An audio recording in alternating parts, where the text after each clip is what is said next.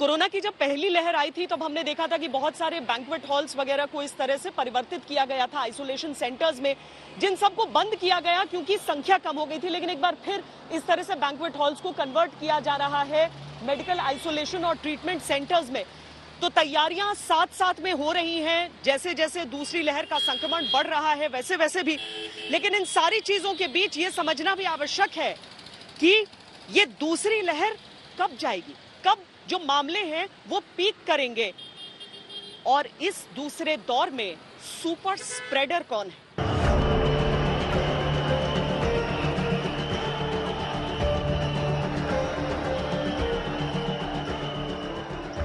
Corona की पहली लहर थी तब बिहार में चुनाव था, दूसरी लहर में 5 राज्यों में। ये चुनाव कोरोना के सुपर स्प्रेडर इवेंट साबित हो सकते हैं। पश्चिम बंगाल के आंकड़ों पर आधारित ये ग्राफ देखिए। 1 मार्च को एक्टिव केस 3293 थे और रोज 198 केस सामने आ रहे थे। इसके बाद चुनावी संग्राम शुरू हुआ। 27 मार्च को बंगाल में पहले चरण का मतदान था, तब 4608 एक्टिव केस थे और 812 केस रोज आ रहे थे।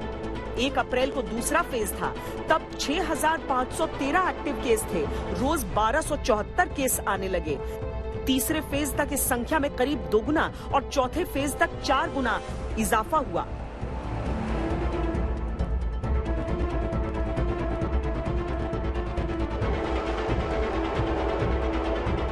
सिर्फ पश्चिम बंगाल ही नहीं, बाकी के चुनावी राज्यों का भी यही हाल है। 1 अप्रैल से 14 अप्रैल के आंकड़ों से पता चलता है कि पिछले 15 दिनों में पश्चिम बंगाल में 4 गुना ज्यादा केस आए, असम में 5 गुना ज्यादा केस आए और तमिलनाडु, केरल और पुडुचेरी में करीब 1.5 से 2 गुना केस ज्यादा आए।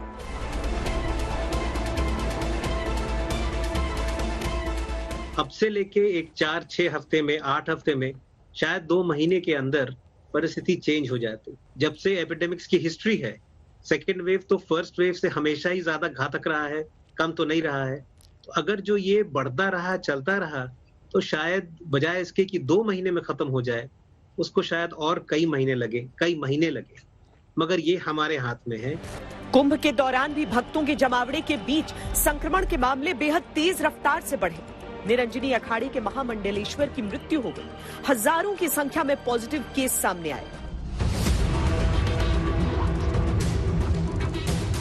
जिस हिसाब से वेरिएंट्स की विरुलेंस है, लोगों की खराब आदतों को तोड़ना तो पहला हमारा फर्ज था ही। इसीलिए आई थिंक कि लोगों को अब सोचना चाहिए कि हम कर क्या रहे हैं। आफ्टर ऑल हमने ही तो इस वायरस को पनपा है, हम इस वायरस को प्रोपोगेट कर रहे हैं, हम एनिमी को हेल्प कर रहे हैं। अब तक तो यही हो रहा है, चाहे वो पब्लिक हो, चाहे वो हमारी गैदरिंग्स हो, चाहे वो हमारे ये जो वेरियस जो आजकल सिचुएशंस हुई हैं, चाहे वो फिर फेस्टिवल्स थे, चाहे वो इलेक्शंस थे, सबसे वायरस पनपा है, सबसे वायरस बढ़ा है और उसके वेरिएंट्स आए हैं।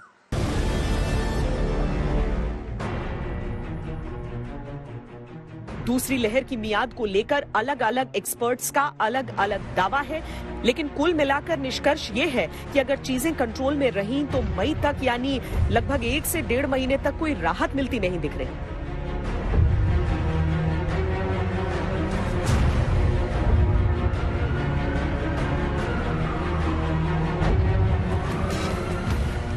कुछ लोगों ने प्रेडिक्ट जरूर किया है कि कुछ लोगों का मानना है कि अप्रैल के आखिर तक या मई के पहले हफ्ते तक पीक पहुंच जाएगा। लेकिन ये सब जो मॉडलिंग जो होती है ना, हमें अक्सर पाया गया है कि मॉडलिंग हरदम एकदम सही रिजल्ट देगी, ऐसा होता नहीं है। तो मॉडलिंग की रिजल्ट भी हम लोग जो देखते हैं थोड़े ध्यान से देखते हैं, क्योंकि हरदम वो सही रहेंगे या नहीं रहेंगे ये बता नहीं सकते।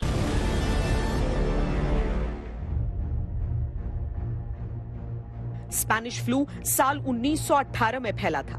तब भारत ब्रिटिश साम्राज्य के अधीन था। इस महामारी की 3 लहर आई थी। दूसरी लहर में सबसे अधिक लोग मारे गए थे। तीनों लहर में कुल मिलाकर पूरी दुनिया में लगभग 5 करोड़ लोगों की मौत हुई थी, जिसमें भारत में करीब 1 करोड़ 20 लाख लोग मारे गए थे। स्पेनिश फ्लू 2 साल तक चला था और पूरी दुनिया में इससे करीब 50 करोड़ लोग संक्रमित हुए थे, जो उस समय दुनिया की 1/3 आबादी थी। वो 100 इयर्स पहले और अब हमारे पास क्या फर्क क्या है? एक है वैक्सीन और दूसरा है कि जो मेडिकल टेक्नोलॉजी बढ़ गया है, जैसे we deal with critically care, critical ill patients जैसे हम करते हैं, वो अच्छी तरफ उसमें एडवांस आई है, पर बिहेवियर में तो कोई there is no change, human behaviour same he